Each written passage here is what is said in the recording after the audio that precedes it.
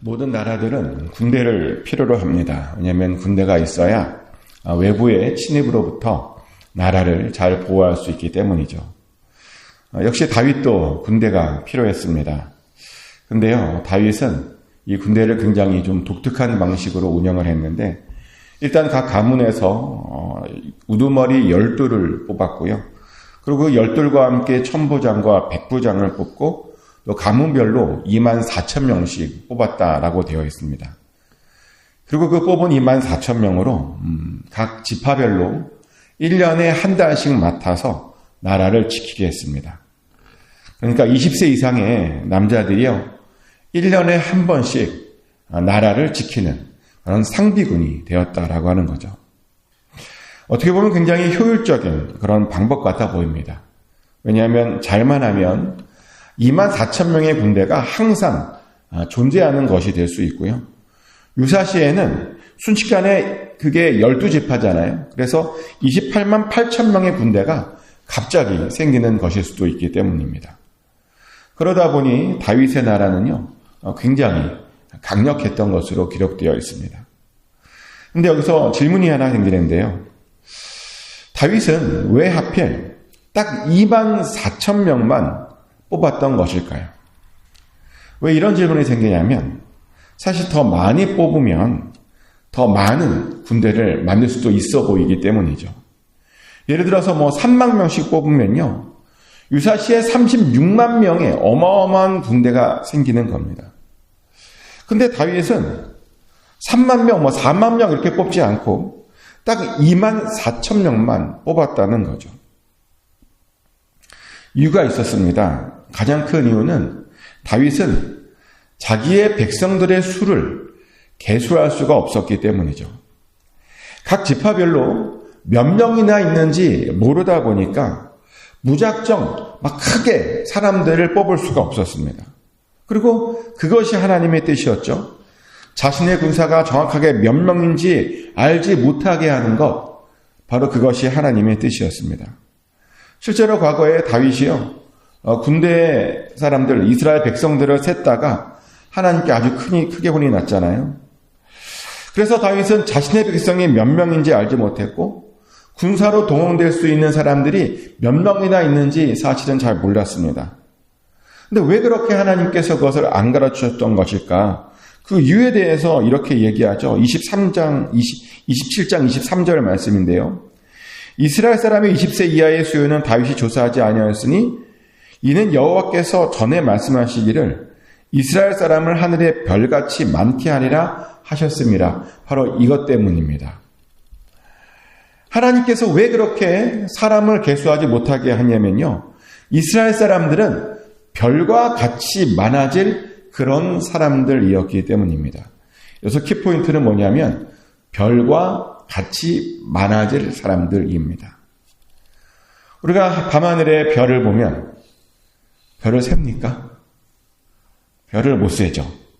별을 센다라고 하는 것은 굉장히 어리석고 무모한 일이라고 합니다. 근데 이스라엘 사람들 그 군사들의 숫자를 세는 것도 그것과 마찬가지라는 겁니다. 필요하면 하나님께서 알아서 그 숫자들을 채워주실 것이다 보니 굳이 셀 필요가 없다는 거죠. 정말 그래요. 많은 군사가 필요하잖아요. 그러면 하나님께서 알아서 채워주십니다. 그리고요, 적은 군대로라도 하나님께서 함께 해주시면요, 넉넉히 이기게 해주시는 겁니다. 하나님께서는 다윗에게 바로 이것을 가르쳐주고 싶었습니다. 이스라엘 사람들에게 이런 하나님의 능력을 가르쳐주고 싶었습니다. 하지만 다윗은 그것도 모르고 자신의 백성을 세려고 했죠. 그래서 아주 크게 혼이 났습니다. 이 이야기가 주는 교훈은 이런 겁니다. 하나님께서 말씀하시면 의심하지 말고 믿어야 한다는 거죠. 하나님께서 약속하셨으면 의심하지 말고 무조건 믿어야 된다는 겁니다. 네, 정말 그래요. 우리는요, 하나님의 약속을 의심하지 말고 반드시 무조건 믿어야 됩니다. 근데 많은 사람들이 이것을 잘하지 못해요. 하나님께서 말씀하셨는데 자꾸만 의심합니다. 믿음의 눈으로 바라봐야 되잖아요. 근데 자꾸만 세상적인 눈으로 자기만의 관점으로 자꾸만 뭔가를 보려고 합니다. 하나님께서 함께 해주시면 무엇이든 다 할 수 있는데 자꾸만 그것을 의심하는 우리들을 봅니다. 그러다 보니요, 우리가 가끔 혼이 나요. 믿음이 없어서 혼이 나요. 그런데요, 다시 한번 말씀드리지만 믿음은요, 보이는 것을 믿는 게 아니에요. 믿음이란 무언가 보이지 않는 것을 하나님만 믿고 바라보는 것, 그것이 바로 믿음입니다. 그게 히브리서 11장에 나오는 말씀이잖아요. 1절, 2절 말씀이죠. 믿음은 바라는 것들의 실상이요 보이지 않는 것들의 증거니 선진들이 이로써 증거를 얻었느니라. 아멘. 믿음이란 뭔가 바라는 것들을요 실제 있는 것처럼 보는 것, 그것이 믿음이랍니다. 우리 믿음의 선배들이요 다 그렇게 믿었대요. 보이지 않았지만 하나님만을 믿고 하나님만을 바라보며 그것이 있는 것으로 여겼다는 겁니다. 아벨도 그랬죠. 아벨은요, 하나님께서 더 좋은 예물을 드리면, 하나님께 더 좋은 예를 드리면 하나님께요 더 기뻐하실 것이다 라고 하는 것을 믿었대요. 그래서요 보이지 않는 하나님께 더 좋은 예물을 드렸답니다. 그래서 의롭다 여김을 받았죠. 에녹도요 보이지 않는 하나님을 기쁘시게 해드리고 싶었습니다. 그래서 아무것도 보이지 않지만 최선을 다해서 하나님을 기쁘시게 해드렸습니다. 그랬더니요 죽음을 보지 않고 하늘로 바로 올라갈 수 있었죠. 노아도요 비가 올 기미가 전혀 보이지 않았는데요 하나님만 믿고 방주를 준비했습니다. 그랬더니 그 방주를 통해서 구원받았고요 자기뿐만 아니라 자기의 모든 가족들도 구원시켰습니다. 또 아브라함도 보이지 않는 땅에 대한 약속을 받았습니다. 목적지도 전하지 않았는데 그 보이지 않는 땅, 알지 못하는 땅을 향해서 나아갔습니다. 그랬더니요 그 가나안 땅을 받을 수 있었습니다. 또 아브라함은요 100세가 되도록 자식이 없었는데 그 땅, 자기가 받은 땅을 자식에게 주려고 했습니다. 자기의 몸이 죽은 것 같았음에도 불구하고 아직 있지도 않는 그 아들을 믿고 그 땅을 주려고 했습니다. 그랬더니 나중에 100세의 아들을 얻었습니다. 또 이삭은요 싸우고 있는 자기 자식들 안에서 하나님의 계획을 보았습니다. 자식들이 싸워요. 근데 그 싸우고 있는 아들들을 통해서 계획을 봤다니까요. 그래서 담대한 마음으로 그 아들들을 축복할 수 있었습니다. 또 야곱은요 애굽에서 죽어가면서 자식들에게 뭐라고 부탁하냐면 자신의 뼈를 꼭 가나안 땅으로 되돌아가게 해달라라고 부탁하죠. 왜냐하면 그는 무엇을 봤냐면 자기의 자신들이 다시 가나안 땅으로 돌아가서 정착하는 그런 것을 자기는 믿음으로 보았기 때문이죠.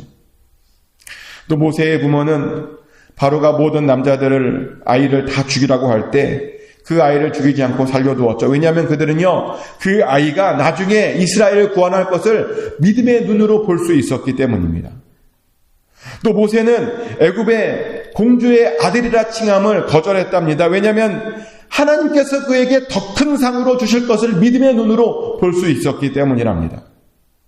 또 기생 라합은요 목숨을 걸고 정탐꾼을 숨겨주고 이스라엘 편에 섰답니다. 왜냐하면요 그녀는 하나님을 따르면 절대로 멸망하지 않을 것이다 라고 하는 것을 믿음의 눈으로 볼 수 있었기 때문이다라고 히브리서는 계속 믿음의 눈으로 봐야 된다라고 말합니다.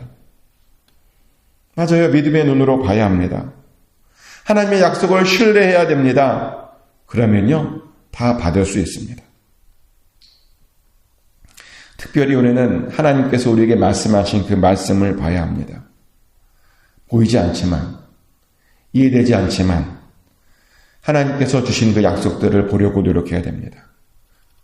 근데 왜 자꾸만 의심하는 걸까요? 왜 자꾸만 하나님을 신뢰하지 못하고 혼자 염려하고 혼자 걱정하는 것일까요? 그 근본적인 이유는 뭐냐면요, 아직도 우리가 하나님을 제대로 알지 못하기 때문입니다.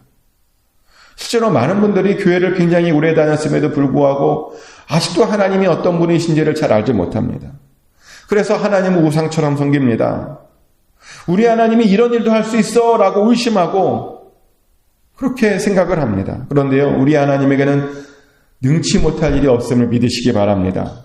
심지어 때로는요 자연 법칙을 거스리면서까지도 우리를 위해서 하나님의 능력을 베풀어 주십니다. 성경에 굉장히 그런 장면이 많이 나와요. 단적으로 아까 말씀드렸던 아브라함이 100세의 아들을 얻었다니까요. 남자니까 괜찮다고요? 사라도 90세였습니다. 이미요 폐경기도 한참 지난 사람이었습니다. 그런데 임신을 했대요. 현대의학에서는 불가능하다고 말하는 그런 일이 아브라함과 사라 안에 생긴 겁니다. 또 예수님은요, 첫 번째 기적으로 물이 포도주로 바꾸는 그런 기적을 했잖아요. 이게 화학을 공부해 보신 분들은 아시겠지만 불가능한 일입니다. 물의 구조는 포도주로 바꿀 수 없는 구조입니다. 왜냐하면 포도주로 바꾸려면 탄소들이 많아야 되거든요. 근데 물 안에는 탄소들이 없어요. 없는 탄소를 갑자기 만들어서 물을 포도주로 바꾼 겁니다. 불가능한 일이 일어났죠. 근데 당연하죠. 왜냐하면 우리 하나님은 전지전능한 하나님이시거든요. 불가능한 일이 없으신 하나님이십니다. 그래서요, 보이지 않는 것들을 보는 것으로 우리가 충분히 믿어도 된다는 겁니다. 그래서 우리는 그것을 믿고 하나님만을 바라봐야 됩니다. 근데 우리 하나님은 전지전능하신 하나님이신 것뿐만 아니라 동시에 사랑의 하나님이기도 하세요. 사랑의 하나님이 뭐냐? 우리의 모든 것들을 다 받아주시고 용서해 주시는 하나님이시라는 겁니다. 심지어요, 우리가 앞으로 지을 모든 죄까지도, 하나님께서 다 용서해 주신대요. 얼마나 안심이 됩니까? 얼마나 힘이 됩니까? 그래서 사실 우리가 그 담대함을 얻어서 이렇게 나와 있는 것이죠. 또 우리 하나님은 치료의 하나님, 여호와 라파의 하나님이십니다. 우리 하나님에게는 못 고칠 질병이 하나도 없으십니다. 하나님께서 작정하시고 계획하시면 모든 질병들이 고쳐집니다. 저는 그렇게 고침받은 사람들의 굉장히 많은 간증들을 많이 알고 있습니다. 몇 달 전에 저희 교회 어떤 집사님께서 경험한 그 일을 잠깐 소개해드리면, 그분의 아버님이 말기암 판정을 받으셨어요. 그래서 앞으로 살 날이 몇 달 안 남았다라고 하는 그런 선고를 의사에게 받았답니다. 그래서 저에게 기도 부탁하시더라고요. 삶을 잘 마무리할 수 있도록 기도 부탁한다고. 근데 제가 기도를 하는데 그런 기도가 나오지 않고 이상하게 어떤 기도가 나오냐면 그 암이 잘 관리되어서 오래 살았으면 좋겠습니다라는 그런 기도가 나오더라고요. 정말로 그렇게 기도했습니다. 그랬더니요, 기적이 일어나요.